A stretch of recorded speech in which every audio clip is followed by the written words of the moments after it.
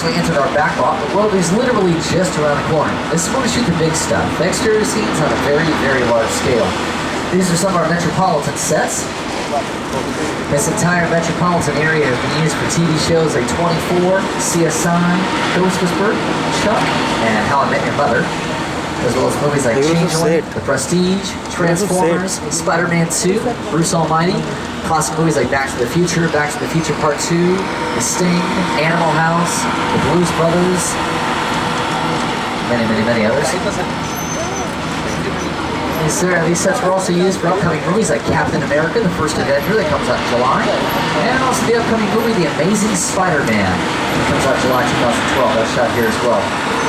You guys might recognize this area that we're entering right now. This is our famous Courthouse Square, also known as Hill Valley from Back to the Future and Back to the Future Part 2. That large building there on the left-hand side looks a bit different now. It's been redressed. It used to be our famous clock tower, where Doc Brown harnessed that bolt of lightning that sent Marty McFly back to the future in the original film. And this area was also seen as the town of Grandview for the TV show Ghost Whisperer on CBS, starring Jennifer Love Hewitt. They filmed here for several seasons. This was their town square. Now, in addition to Back to the Future and Back to the Future Part 2, of course, this area has also been used for other movies like To Kill a Mockingbird, Psycho 2, Gremlins, Sneakers, and Bruce Almighty. Take a look.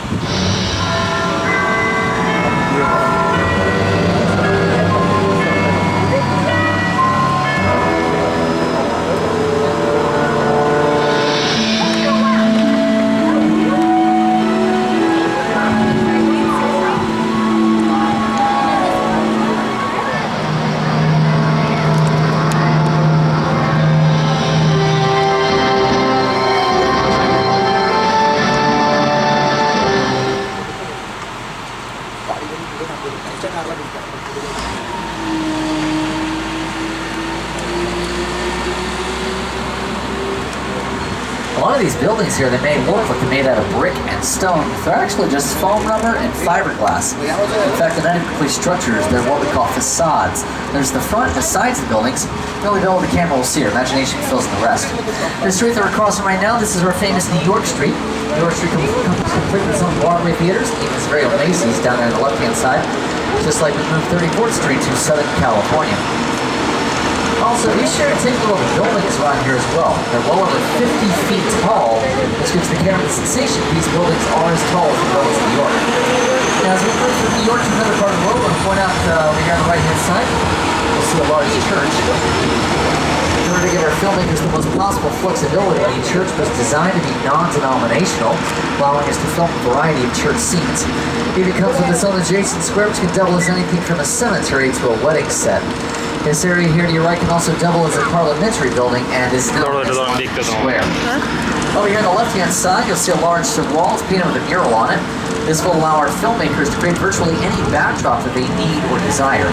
This also, of course, includes green screen, which is used for digital effects, CGI, computer-generated imagery. Make a look at the skyline of New York, Chicago, San Francisco, you name it. The other cool thing about these sets, of course, is that they are pretty much interchangeable, meaning we have many different movies and TV shows that film here all the time. So we reuse these sets over and over and over again. But obviously, we don't want the sets looking exactly identical in each and every production. So we just change up the look of the sets, repaint the buildings, put new signs in the windows, that kind of thing.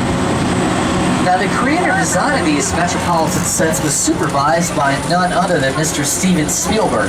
Now, Mr. Spielberg is one of many legendary directors that Universal has worked with over the years.